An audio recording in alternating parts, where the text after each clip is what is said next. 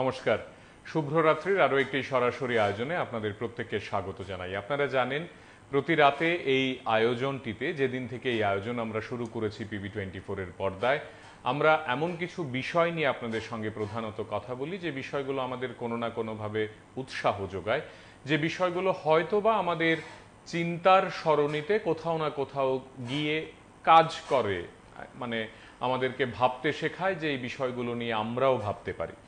আমরা যে বিষয়গুলো নিয়ে প্রতি রাতে আপনাদের দরবারে এসে হাজির হই, সেই বিষয়গুলো সত্যি অর্থেই এই প্রজন্মকে কিংবা আপনাদের ঘরে ছোট ছোট ছেলেমেয়েরা যারা আছে তাদেরকে হয়তোবা উৎসাহ যোগায়। আমরা এমন কিছু বিষয় আপনাদের সামনে তুলে ধরার চেষ্টা করি যেগুলো নিয়ে তর্ক এবং বিতর্ক হতে পারে, যেগুলো নিয়ে আলোচনা হতে পারে, যেগুলো নিয়ে আমাদের মধ্যে আলাপ আলোচনা এই পর্যায়ে যেতে পারে যে আমরাও সেখান থেকে কিছু না কিছু শিখতে পারি। আজ এমনই এক পর্ব।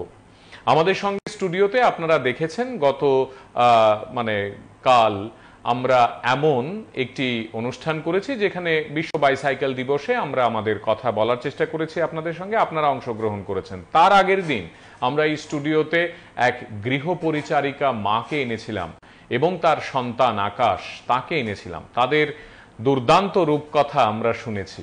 আজকেও ঠিক একইভাবে অন্য আরেক আকাশের গল্প। আজ যিনি আমাদের সঙ্গে রয়েছেন অতিথি হিসেবে, তিনি ইতিমধ্যেই সারা রাজ্যে জনপ্রিয় হয়েছেন। আমরা ঘরে ঘরে তার নাম জেনেছি পত্রপত্রিকার মাধ্যমে। আমাদের রাজ্যের জয়েন্ট এন্ট্রান্স পরীক্ষায় পিসিবি বিভাগে এই ছেলেটি এবছর প্রথম স্থান দখল করেছে। স্টুডিওতে আজ আমার সঙ্গে অতিথি সায়ন মজুমদার এবং তার মা সুচিত্রা দেবী। আপনাদের দুজনকে স্বাগত জানাই। অনেক অনেক ধন্যবাদ। সায়ন, একদম শুরুতেই তোমাকে দিয়ে যেটা শুরু করতে চাই আজকের এই আলোচনা, তুমি পিসিবি গ্রুপে সারা রাজ্যের জয়েন্ট এন্ট্রান্স পরীক্ষাতে প্রথম হয়েছো। সবচেয়ে শুরুতে PB24 পরিবারের তরফ থেকে কনগ্রেচুলেশন, মেনি মেনি কনগ্রেচুলেশনস। একটু বলবে যে একদম শুরুতে যখন তুমি এই খবরটা শুনলে যে রাজ্যের জয়েন্ট এন্ট্রান্স পরীক্ষার ফলাফল বেরিয়েছে, পিসিবিতে তুমি ফার্স্ট হয়েছো, তোমার কেমন লেগেছে? আমার প্রথমে বিশ্বাস হয়নি, কারণ আমি বাবা আমাকে প্রথম বলেছিল, আমি তারপর সঙ্গে সঙ্গে টিভি যে ওয়েবসাইটটা খুলে চেক করছিলাম যে রেজাল্টটা হয়েছে কিনা। তারপর প্রথমে একটু নেটওয়ার্ক ইস্যু ছিল, তো খুলছিল না। বাবা কি বললেন ফোন করে, সেটাও একটু শুনি। বাবা বললো যে তুই টিভি যেতে প্রথম হয়েছিস, রিপোর্টার আসবে, তুই তো একটু কথা বলিস, তো ওটা বলেছিল। তারপর বাবা ফোনটা রেখে দিয়েছিল। তারপর আমি চেক করছি, চেক করে দেখলাম হ্যাঁ প্রথম হয়েছে। তুমি তখন কোথায় ছিলে? বাড়িতেই? বাড়িতেই ছিলাম। আপনার কেমন লেগেছে সুচিত্রা দেবী, আপনি যখন জানলেন যে আপনার ছেলে পিসিবিতে সারা রাজ্যে পরীক্ষায় প্রথম স্থান দখল করেছে? এটা তো বলার মতো না, এত আনন্দ, কি বলবো আর, খুবই আনন্দ লেগেছে। আপনাকে কে প্রথম খবর দিল? ওর বাবাই বলেছে। আপনি শুনে কেঁদেছেন নাকি তখন? হ্যাঁ, কান্না তো করেছি। আমি যে বাড়িতে থাকি ওই মাসিমা সবসময় আশীর্বাদ করেন, আমাকে বৌমা হিসাবে সবসময় দেখেন।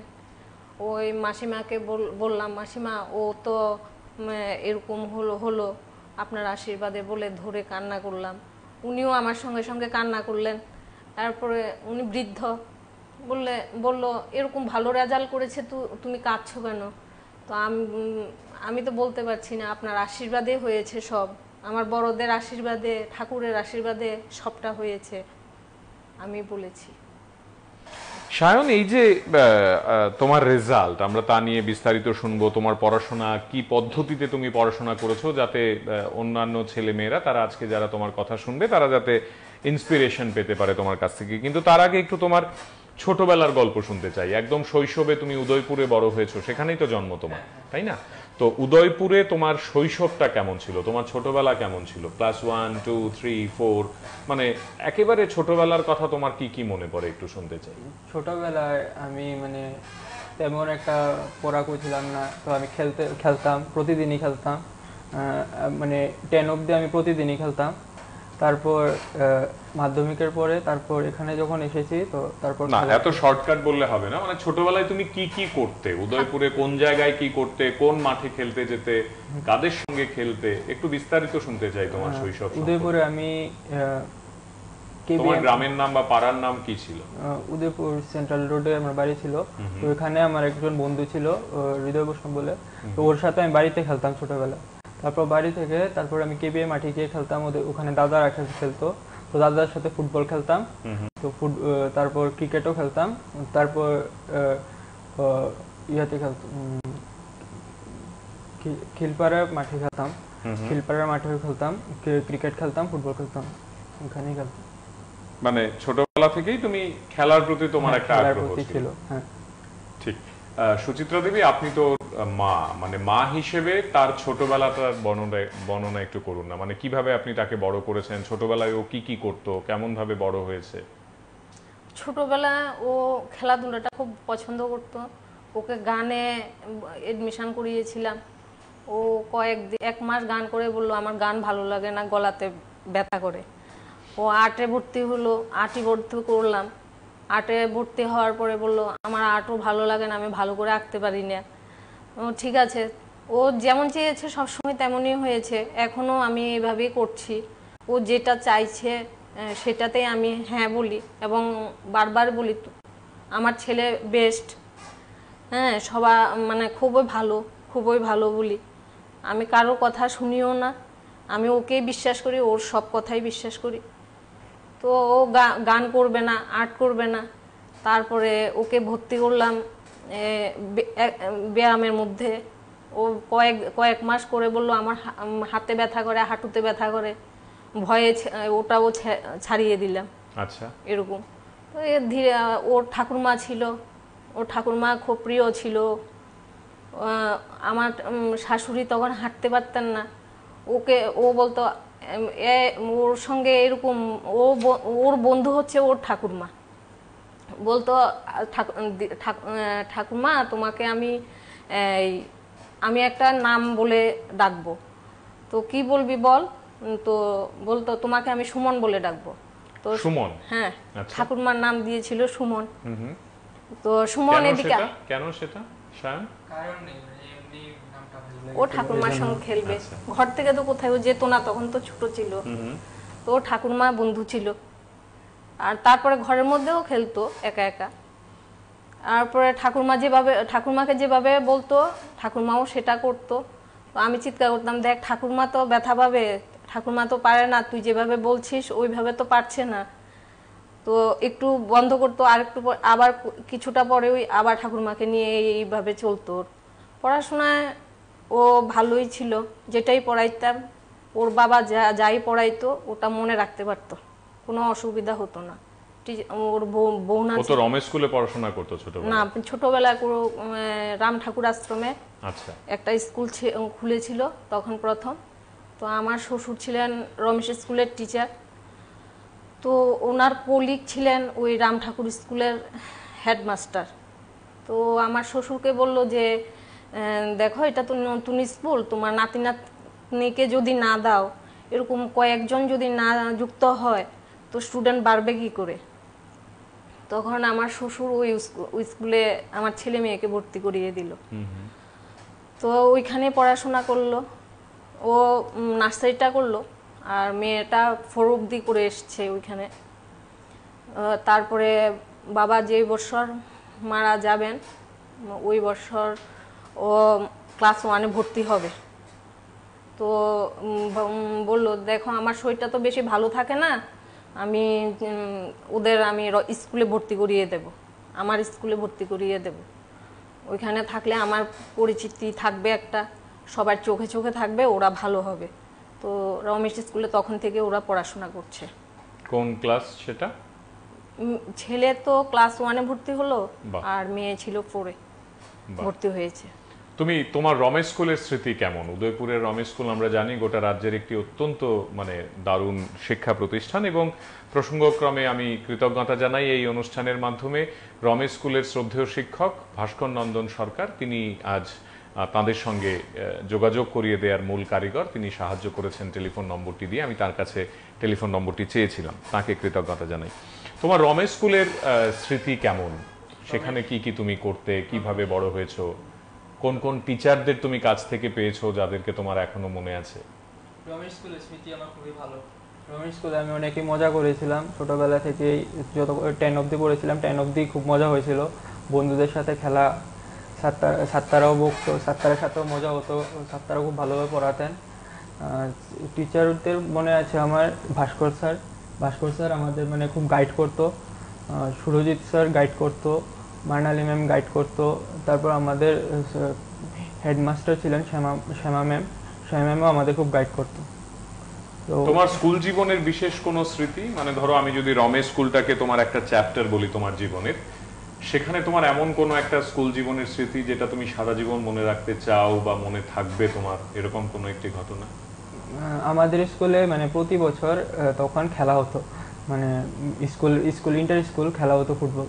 তো তখন আমি যখন 7-এ ছিলাম, তখন আমাদের যে ক্লাসটা তখন প্রথমবার ফাইনালে উঠেছিল, ফাইনালে উঠে হেরে গিয়েছিলাম, কিন্তু মানে তখন মজা হয়েছিল, ওইটা আমার খুব মনে থাকে, এখনো মনে আছে পুরোটা।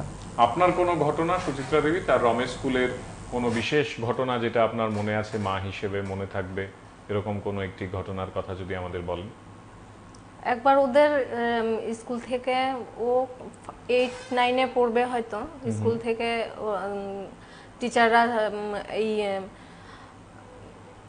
প্রিপারেশন নিছে যে ওরা সবাই মিলে নাটক করবে আগরতলাতে এসে নাটক করে গিয়েছিল। এইটুকুই, আমি স্কুলে অত যাইনি, ওর বাবাই ওই যেত, ঘটনাটা আপনার মনে আছে? ওইটুকু মনে আছে। সায়ন, এই যে তুমি রমেশ স্কুল থেকে মাধ্যমিকে 90% নম্বর পেয়েছো এবং তারপর উচ্চ মাধ্যমিকে নেতাজি স্কুল থেকে, আমাদের শহরে নেতাজি সুভাষ বিদ্যানিকেতন, সেখান থেকে তুমি প্রায় 85% নম্বর পেয়ে পাশ করছো। আমরা কথা বলবো তোমার সঙ্গে, তবে বন্ধু আছেন সঙ্গে, একটু কথা বলে নি। কে আছেন? নমস্কার। নমস্কার, আগরতলা থেকে আমি বলছিলাম। হ্যাঁ হ্যাঁ, বলুন। আসলে আমি প্রথমে নমস্কার জানাই সুচিত্রা দেবীকে। উনি খুব সুন্দর একটা কথা বলেছেন উদ্ভিদ সম্পর্কে। আজকাল দিনে এটা হয়, উনি ওনার অভিভাবককে সম্মান যে দিয়েছেন, এটা কি এখন হয়?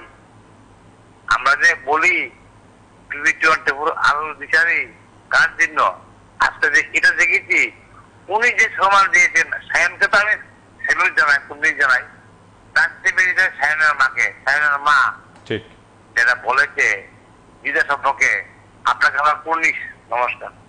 ঠিক বলেছেন। সায়নের মা একেবারে প্রথমেই তিনি বলেছেন যে বড়দের আশীর্বাদে, এবং তিনি যে বাড়িতে থাকেন সেই বাড়ির এক বৃদ্ধাকে জড়িয়ে ধরে তিনি প্রথম কান্নাকাটি করেছেন এবং তাকেও বলেছেন যে আপনার আশীর্বাদের জন্য এই সবটা হয়েছে। আমাদের এক দর্শক এই বিষয়টিকে অত্যন্ত দারুণভাবে গ্রহণ করে আপনাকে শ্রদ্ধা জানাচ্ছেন। যেটা বলছিলাম তোমাকে, এই যে 90% নম্বর, তারপর 85% নম্বর, কোথাও আমাদেরকে তুমি যদি একটু বলতে পারো আজকে, এবং যারা শুনছে এই অনুষ্ঠান, মূলত ছাত্রছাত্রীদের জন্য আমি যদি এই প্রশ্নটা তোমার কাছে করি, পিসিবিতে সারা রাজ্যের জয়েন্ট এন্ট্রান্সে তুমি প্রথম স্থান দখল করছো, এই ব্যালেন্সটা কিভাবে করা? মানে একদিকে মাধ্যমিক, উচ্চ মাধ্যমিক, সেখানেও দারুণ ফলাফল, আবার অন্যদিকে পিসিবি পরীক্ষা, জয়েন্ট এন্ট্রান্স, সেখানেও তুমি রাজ্যে প্রথম। এই যে দুটো বিষয়, একটা হলো একাডেমিক পড়াশোনা আর একটা মানে ক্যারিয়ার বেসড একটা পড়াশোনা বা পরীক্ষা বেসড একটা পড়াশোনা, যেটা দিয়ে আমার ভবিষ্যৎ নির্ণয় হবে, এই দুটোর মধ্যে ব্যালেন্সটা কিভাবে করা সায়ন? ব্যালেন্স করার মতো তেমন কিছু নেই, কারণ আমাদের যে সিলেবাস থাকে দুটোটা সেম থাকে।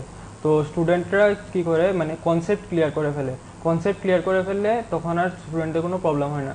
বোর্ডের মধ্যে আর এন্ট্রান্সের মধ্যে দুটোটার মধ্যে সেম সিলেবাসের কোশ্চেন আছে। তো মানে বেশিরভাগ স্টুডেন্ট যা করে, ওরা এন্ট্রান্সের জন্য মেইনলি প্রিপেয়ার করে, বোর্ডের থেকে এন্ট্রান্সের জন্য বেশি প্রিপেয়ার করে। আর বোর্ডের জন্য ওরা আলাদা কিছু করে না, ওরা মানে ডেফিনেশন, কনসেপ্ট ওইগুলি থেকেই করে ফেলে, আর ওটা থেকেই হয়ে যায়। মেইনলি কনসেপ্টটা ক্লিয়ার করতে হবে, যা করতে হবে কনসেপ্টটাকে ক্লিয়ার, হ্যাঁ কনসেপ্টটাকে ক্লিয়ার করতে হবে। টেক্সট বই কি ভীষণ পড়তে হবে, নাকি রেফারেন্স বইগুলো পড়া বেশি ইম্পর্টেন্ট? মানে আমি যদি ফিজিক্স, কেমিস্ট্রি, ম্যাথামেটিক্স, বায়োলজি ইত্যাদি এই বিষয়গুলো, বিজ্ঞান ভিত্তিক এই বিষয়গুলোর কথা বলি, তাহলে টেক্সট বই কি খুব বেশি পড়া দরকার, নাকি ওপর টেক্সট বই পড়লেই হয়? তোমার কি মনে হয়? বায়োলজিতে এনসিইআরটি বুক মাস্ট, বায়োলজিতে এনসিইআরটি বুকটাকে পুরোটা পড়তে হবে আর ইম্পর্টেন্টগুলো পড়তে হবে। কেমিস্ট্রির জন্য ইনঅর্গানিক কেমিস্ট্রিতে পুরোটা এনসিইআরটি পড়তে হবে।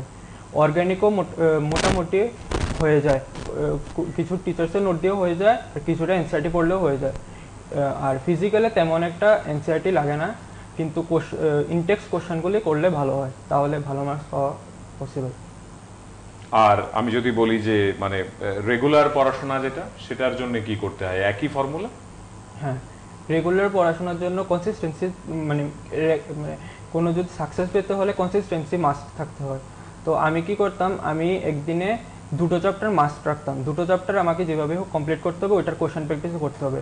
আমি এইভাবে করতাম, একদিনে 2টো চ্যাপ্টার করতাম, আর রাত্রে ঘুমানোর আগে আমি 1 ঘন্টা বা 2 ঘন্টা ওই চ্যাপ্টার রিভিশন দিতাম ডেলি। ডেলি রিভিশন দেওয়াতে আমার আগের চ্যাপ্টারগুলি ভুলতাম না, আর নতুন চ্যাপ্টারগুলো হয়ে যেত। তো ওইটা সাইকেলভাবে চলতো, তো আমার হয়ে গেছে। তুমি দিনে কত ঘন্টা পড়াশোনা করতে সায়ন? দিনে আমার টাইম ফিক্স থাকতো না, কারণ আমার টিচারদের টাইমগুলো খুব ভেরি করতো। তো আমি চেষ্টা করতাম, আমার রাত্রেবেলা খুব খালি থাকতো, তো রাত্রেবেলা টাইমটাই আমি বেশিরভাগ পড়তাম। তো রাত্রেবেলা আমি ট্রাই করতাম যে 6টা থেকে বা যতক্ষণ পড়া যায় ততক্ষণ পড়ে নিতাম। তারপর আমি রাত্রে ঘুমানোর আগে ঠিক 1 ঘন্টা 2 ঘন্টা টাইম খালি রেখে ওটা রিভিশনের জন্য রাখতাম। একটু মায়ের কাছ থেকে শুনি। আপনি তাকে ছোটবেলা থেকে দেখছেন, তাকে গাইড করছেন, তাকে নিয়ে শহরে আছেন, এবং আপনার স্বামী, আপনি বলেছেন আমাকে একটু আগেই নাম, পার্থসারথী মজুমদার, তিনি বিদ্যুৎ দপ্তরে কাজ করেন এবং উদয়পুরে রয়েছেন তিনি। তো আপনি ছেলেকে নিয়ে শহরে রয়েছেন ভাড়া বাড়িতে, এবং আপনি এই শহরের বা এই রাজ্যের হাজার হাজার পরিবারের এক রূপক মা। কারণ আমরা জানি যে মফস্বল থেকে বা বিভিন্ন জেলাগুলো থেকে, জেলা শহরগুলো থেকে, মহকুমাগুলো থেকে প্রচুর সংখ্যক ছেলেমেয়েরা শহরে এসে এখানে ভাড়া থাকেন, কারণ তারা একটু ভালো স্কুলে পড়াশোনা করতে চায়, একটু কোচিং নিতে চায়, এবং ভবিষ্যতের জন্য নানাভাবে তারা তৈরি হতে চায়। এই যে আপনি সেই সব মানে শত শত হাজার হাজার পরিবারের প্রতিনিধি হিসেবে এই শহরে ছিলেন, আপনিও একজন ওই রকম পরিবারের প্রতিনিধি আজ আমাদের সামনে। আপনি একটু বলবেন যে আপনি সায়নকে কিভাবে মোটিভেট করেছেন? মা হিসেবে বাবা নেই সঙ্গে, বাবা চাকরি সূত্রে আরেকটা জায়গায়, আপনি এখানে একা রয়েছেন। সায়ন স্কুলে যাচ্ছে, কখনো কখনো ক্লাস করছে, কখনো কোচিং সেন্টারে যাচ্ছে, জয়েন্ট এন্ট্রান্সের জন্য প্রিপারেশন। আপনি তার সঙ্গে কতটা বন্ধুত্বপূর্ণভাবে এই প্রত্যেকটা বিষয়ের সঙ্গে সঙ্গে থেকেছেন, একটু বলুন না। আমার ওকে অত বলতে হয় না, ও নিজেই পড়াশোনা করতো। তো শিশু ছেলে তো একটা মানে এমন একটা বয়স যেটা এক একটা সময় নষ্ট হয়ে যেত, সেটার দিকে লক্ষ্য রাখতাম। যখন বেশি সময়টা ধরে ও পড়তে বসতো না, তখন বলতাম, বাবা তুমি পড়তে বসো, তোমার তো দেরি হয়ে যাচ্ছে, তোমার তো টাইমটা মেকআপ করতে হবে। ও কথা শুনতো, আমার কথা শুনতো, যেভাবে বলতাম কথা শুনতো, এবং ওকে বেশি বলতে হতো না। না, একটু ভাগ করে করে বলবেন যে আপনি সকালে ও কি করতো, দুপুরে কি করতো, রাতে কি করতো, আপনি রাতে কতক্ষণ ওকে পড়তে দিতেন?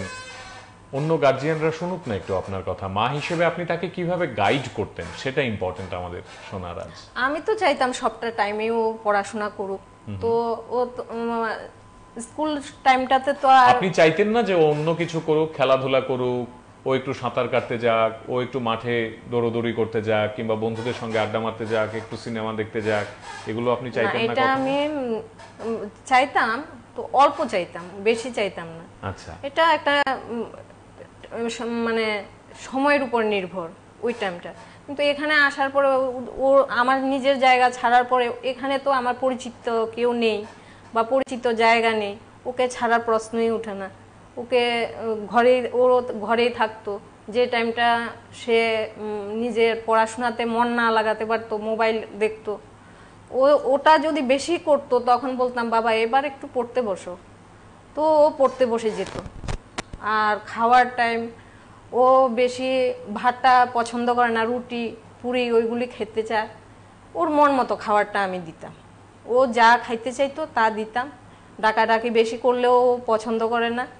ও নিজের নাইট টাইম মতন সময় মতো পড়তে বসতো, নিজের খেয়াল রাখতাম।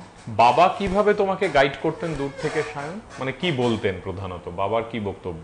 বাবা বলতো, মানে আমার স্যারদের আমার খুব প্রতি বিশ্বাস ছিল। আমাদের স্যারের বিশ্বাস, বাবা বলতো যে স্যারের বিশ্বাসটা রাখতে চেষ্টা করবি। তো বাবা বলতো যে তোর দ্বারা হবে, তুই পারবি। এভাবে বাবা আমাকে অনেক মোটিভেট করেছে। বাবা মানে কোনোদিন না করেনি যে পারবো না, এটা এনে দিতে পারবো না। বাবা মানে যেখানে বই চাইতাম বই এনে দিত, কোনো কিছু চাইলেই বাবা এনে দিত, বাবা না করতো না।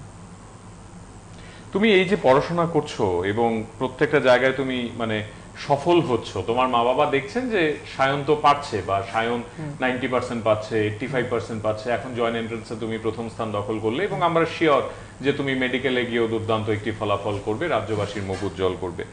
তোমার কি কোথাও মনে হয় যে কোচিং বিষয়টা সত্যি খুব গুরুত্বপূর্ণ সায়ন? মানে ছেলে মেয়েদের কি তুমি বলবে যে কোচিং নিতে হবে, টিউশন নিতে হবে, প্রতি সাবজেক্টের জন্য একটা দুটো তিনটে করে টিউশন দরকার, নাকি নিজের মতো করে পড়লেও সফল হওয়া যায়? তোমার কি মনে হয় কোচিং নিয়ে তোমার কি মতামত? কোচিং নিয়ে আমার মতে একটা সাবজেক্টের জন্য একজন টিচার থাকা উচিত। একজনের বেশি রাখলে একটা কি হয় যে স্টুডেন্টদের পড়ার টাইমটা কমে যায়, সেলফ স্টাডিটা খুবই ইম্পর্টেন্ট থাকে। সেলফ স্টাডি না করলে ওদের মার্কসটা ভালো আসবে না। তো আমি বলবো যে আমি তো একটা সাবজেক্ট একটা টিচারের কাছে পড়েছি, তো আমাকে আমার টিচারটা খুব ভালোভাবে গাইড করতো, কি কোন সময় কি ভুল হতো এটা বলে দিত, কোন সময় কি করতে হবে এটাও বলে দিত, কোন সাবজেক্টের জন্য কিভাবে অ্যাপ্রোচ করবো এটাও বলে দিত।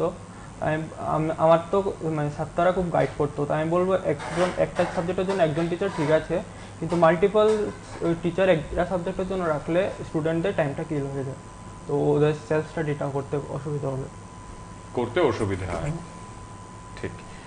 আরেকটা বিষয় তোমার কাছ থেকে জানতে চাই সায়ন, এই যে মানে তুমি উদয়পুর থেকে চলে আসছো শহরে, তুমি একটা ঘরের মধ্যে বন্দি, তোমার জন্য খোলা আকাশ বা সেই অর্থে খেলার মাঠ, রমেশ স্কুলের ওই পরিবেশ, কিংবা উদয়পুরের চেনা লোকজন, তোমার বন্ধু বান্ধব যাদের সঙ্গে তুমি বড় হয়েছো, তোমার আত্মীয় স্বজন, তারা কেউ শহরে নেই।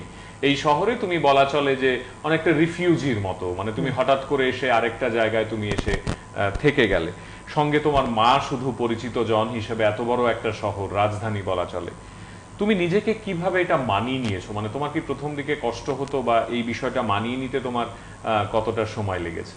প্রথম দিকে একটু অসুবিধা হতো। প্রথম দিকে তো আমি মানে খেলতে বেরোতে পারতাম না, খেলার একটা অভ্যাস ছিল যে খেলতে বেরোতে পারতাম না, বন্ধুদের সাথে এত কথা হতো না। আমি যখন এসেছি তখন তো করোনা ছিল, করোনার জন্য তো পুরো লকডাউন ছিল, তো ওইটাও একটা অসুবিধা হতো।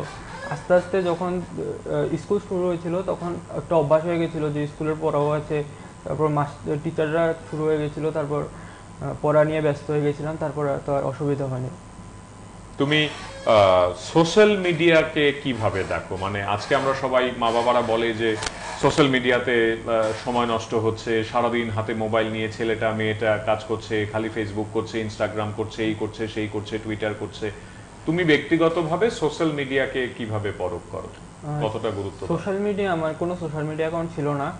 আমি ইউটিউবে টিচারদের ভিডিও দেখতাম, ফিজিক্সওয়ালা। এখনো তোমার নেই কোনো সোশ্যাল মিডিয়াতে অ্যাকাউন্ট?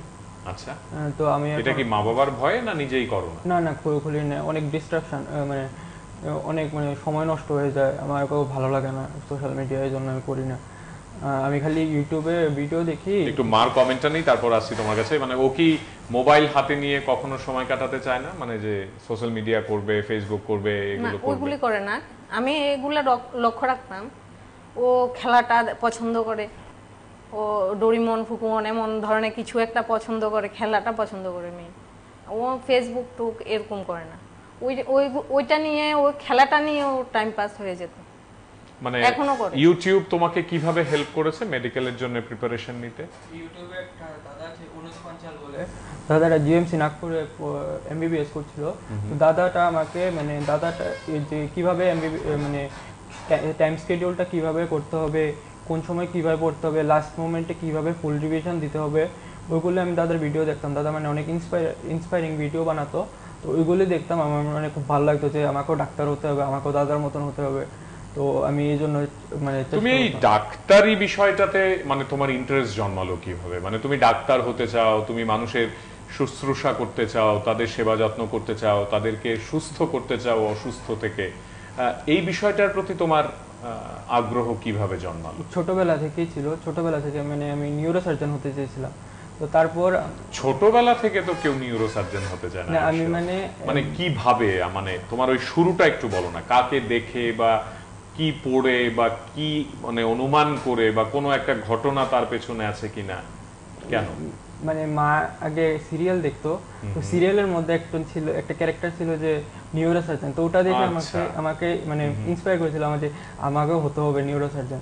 তো তারপর তেমন একটা ভাবিনি মাধ্যমিক অবধি। তারপর যখন 2020 এসেছিল, যে করোনা এসেছিল, করোনাতে ডাক্তাররা যে স্যাক্রিফাইসটা করেছিল ওটাও আমাকে খুব ইন্সপায়ার করেছে যে আমিও এরকম ডাক্তার হব, বাহ। সমাজের সেবা করব। তো তারপর থেকে আমাকেও ডাক্তার হতে হবে এরকম একটা ভাব এসেছিল মনে। মানে তখন থেকেই তোমার হ্যাঁ, তখন এরকম একটা থেকেই ছিল। interest ছিল। হ্যাঁ। সুচিত্রা দেবী, আপনি আজকের এই অনুষ্ঠানে বসে আমাদের রাজ্যের শত শত হাজার হাজার মায়েরা যারা হয়তো বা আপনার কথা শুনছেন, আমি দেখছি ইতিমধ্যেই প্রায় 7,000 মানুষ তারা এই অনুষ্ঠানটি দেখেছেন বা দেখছেন। আপনি তাদের সকলের জন্য বা আগামী দিনেও যারা এই অনুষ্ঠানটি হয়তো বা ফেসবুক বা ইউটিউব ঘোরাতে ঘোরাতে হয়তো বা দেখবেন বা শুনবেন, সেই সব মায়েদের জন্য আপনি কি বলবেন? মানে ছেলে মেয়েদেরকে কিভাবে নার্চার করা, কিভাবে তাদেরকে বড় করা, প্রথম হতে গেলে কি করতে হয় সেটা আমার জানার প্রশ্ন না বা আমার দরকার নেই। আমার মূল জানার দরকার যে যে ছেলেটি 90% মাধ্যমিকে পায়, 85% উচ্চ মাধ্যমিকে পায় এবং জয়েন্ট এন্ট্রান্স পরীক্ষাতে পিসিবিতে প্রথম হয়, তার মা তাকে কিভাবে তৈরি করেছে, এটার কোনো টিপস বা এটা নিয়ে কোনো বিশেষ কোনো বক্তব্য আপনি মায়েদের জন্য বলতে চান? কিভাবে আপনি এই জায়গাটাতে ওকে নিয়ে এসেছেন? আমি তো ছোটবেলায় ওর মন মতো খেলতো, যেটাই করতে যেত, যেখানে আমার ভালো লাগতো না সেখানে বলতাম এটা করবি না, ওইটা করবি না, এটা বলতাম। তারপর যখন ধীরে ধীরে ও বড় হতে লাগলো, খেলার প্রতি একটা ক্রিকেটের প্রতি ফুটবলের প্রতি নেশা ঢুকলো, ওকে বলতাম যে না অত যাবি না, ও বলতো না মা আমার না খেললে ভালো লাগে না, আমার শরীর ভালো থাকবে না, বিভিন্ন ধরনের কথা বলতো। আমি চাইতাম না অত যাক। তো এরকমভাবে মাধ্যমিক পরীক্ষা দিল। ও মাধ্যমিক পরীক্ষার সময় ওকে বললে পড়তে বস, ও ওর মন মতো পড়তো, এটা বুঝে গেছি যে ও ওর মন মতো পড়বে।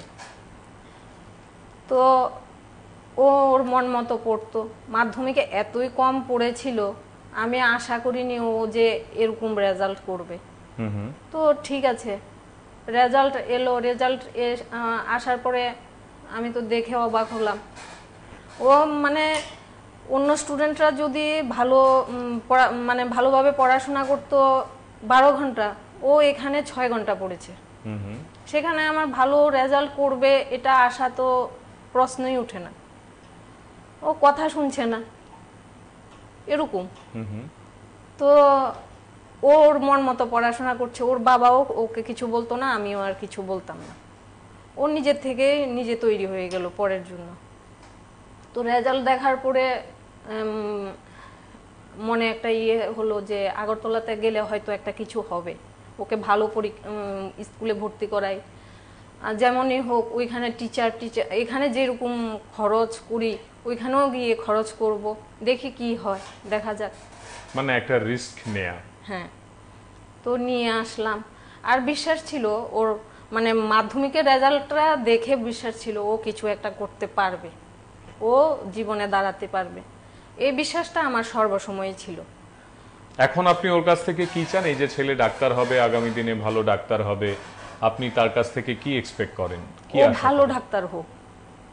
আমি কখনোই চাইনি যে ও তো 22-তে পরীক্ষা দিয়েছে, ওই বছরই ও নিটে বসেছিল। নিটটা আমার পরে মানে মাথাতে এলো যে ওকে আমি ডাক্তার বানাতে চাই, এটা মনে আসলো আর কি। আমার খুব ডাক্তারের প্রতি মানে খুব আমার ছেলে ডাক্তার হবে এরকম একটা মনের ছিল। তো ও তো পড়াশোনা করছে ওর মতো, যখন ও পড়াশোনা করে না তখন আমি ডাক দিই, ও যতক্ষণ রাত্র অবধি সজাগ থাকে আমি ওর সঙ্গে সজাগ থাকতাম। তারপরে ওর মোবাইল দেখতাম, ও মোবাইলে কি করে না করে এগুলি চেক করে মানে রাখতাম। পুরো নজরদারিতে ছিল। কিন্তু ও জানতো না, আজকে জেনেছে ও। তারপর টিচারদের জিজ্ঞেস করতাম যে স্যার ও কিরকম করছে, টিচাররা বলতো হ্যাঁ ও ভালোই করছে। তো আমার এখানে ডাক দেওয়ার প্রশ্ন উঠে না, ডাক দেবো যখন ও একটু ওদিক ওদিক করতো তাহলে ডাক দেবো, মাঝে মধ্যে ডাক দিতে হতো। এখনো এইবারও যে ও এই রেজাল্ট করেছে ডাক দিতাম, ও আমি ওকে কিছু বলি না, কিন্তু আমার মুখ দেখে ও বুঝতো মা টেনশন করছে, এটাই ও ওটা বুঝে যেত। বাহ। সায়ন, বন্ধুদের ভূমিকা এই সফল হওয়ার পেছনে ঠিক কতটা থাকে, মানে বন্ধুরা কি কোনো রোল প্লে করে? তোমার যারা বন্ধু, তোমার যারা ক্লাসমেট, তোমার যাদের কোচিংয়ে তুমি যাদের সঙ্গে গেছো, স্কুলে যাদের সঙ্গে একসঙ্গে বড় হয়েছো, তারা কি কোনো রোল প্লে করে এই সফল হওয়ার পেছনে? হ্যাঁ, তারা ওর রোল প্লে করে। বন্ধুরা তো মোটিভেট করে, একটা আছে। প্লাস কোচিংয়ে যারা পড়ে, আমার সাথে যারা পড়ে, ওদের সাথে একটা হেলদি কম্পিটিশন চলে যে আমাকেও ভালো করতে হবে।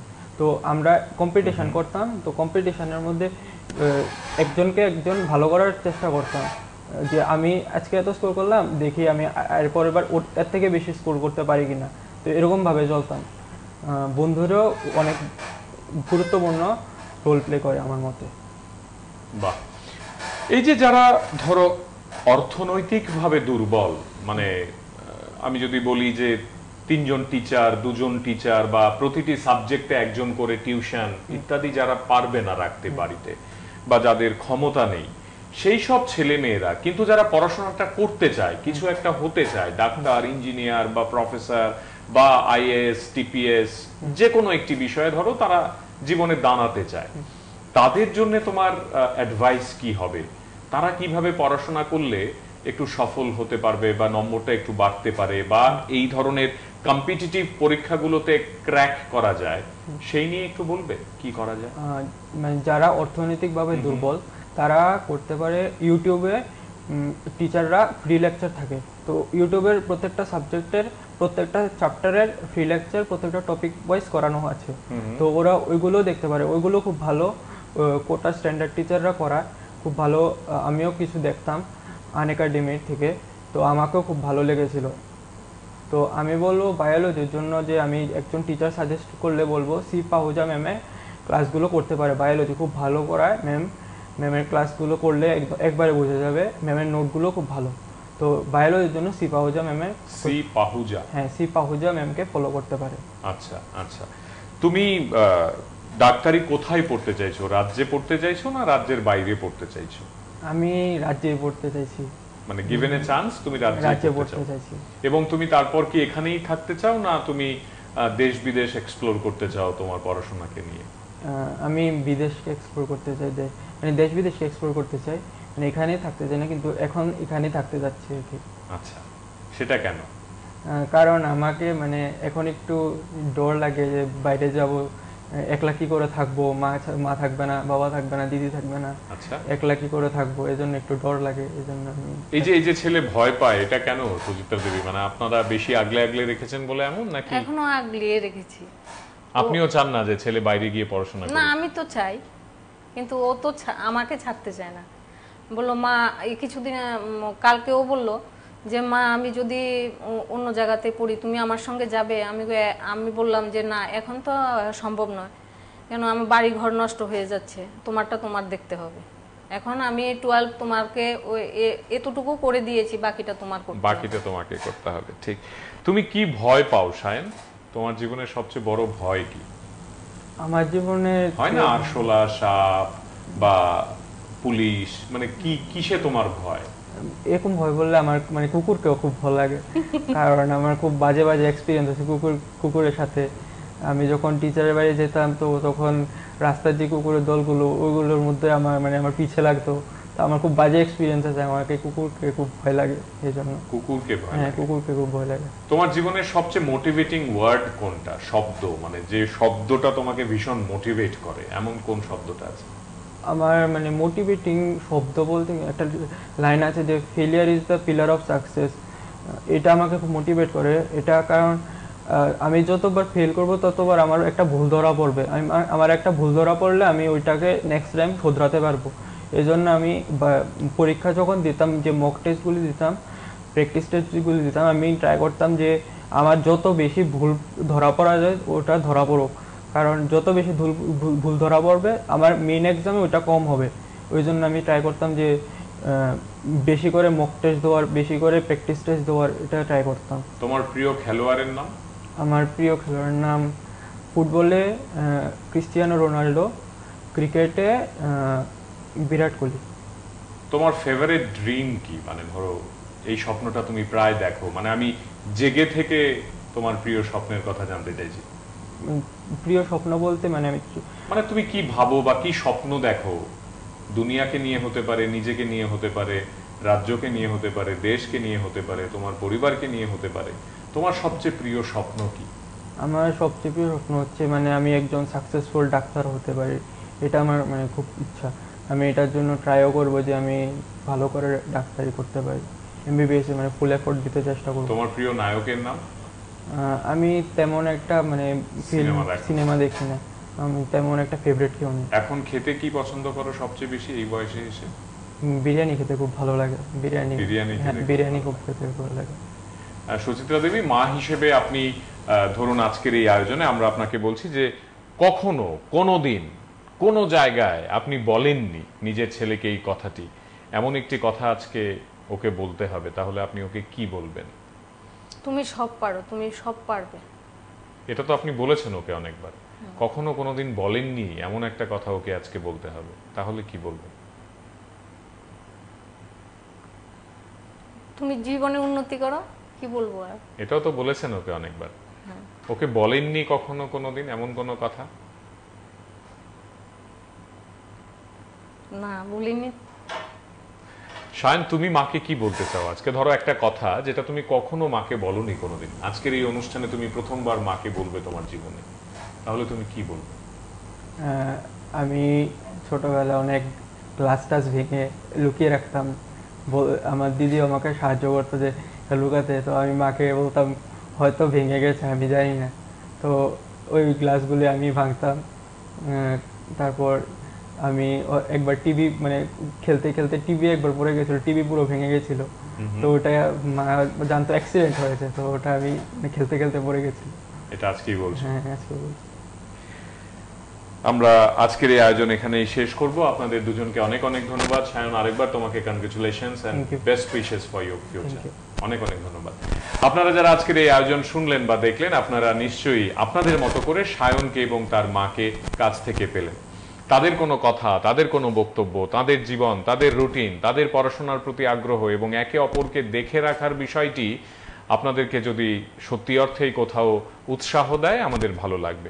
এবং আমি যে কথাটি বলছিলাম, আজকে আমাদের এই রাজ্যে এখন এমন পরিবারের সংখ্যা শয়ে শয়ে, এমনকি হাজারে হাজারে হতে পারে, যারা মফস্বল থেকে, গ্রাম পাহাড় থেকে, আমাদের জেলা শহরগুলো থেকে, নানা মহকুমা থেকে এই শহর রাজধানীতে এসে থাকেন ভাড়া বাড়িতে, কিংবা নিজেদের মতো করে হয়তোবা একটি ছোট্ট আস্তানা নিজেরা গেড়েছেন কোথাও। আপনারা সবাই মিলে চাইছেন ছেলেমেয়েরা ভালো স্কুলে পড়ুক, তারা আরো শিক্ষিত হোক এবং তারা জীবন যুদ্ধে জয়ী হোক। আমাদেরও তাই প্রার্থনা, PB24 পরিবার তাই চায়, কিন্তু জয়ী হয়ে রাজ্যের মানুষের কল্যাণ করুক তারা প্রত্যেকে, এইটুকু আবেগ আমাদের সকলের থাকবে। আজ এ পর্যন্তই। আগামীকাল নতুন কোনো বিষয়, নতুন কোনো ভাবনা অপেক্ষা করব আপনাদের জন্য। শুভরাত্রি।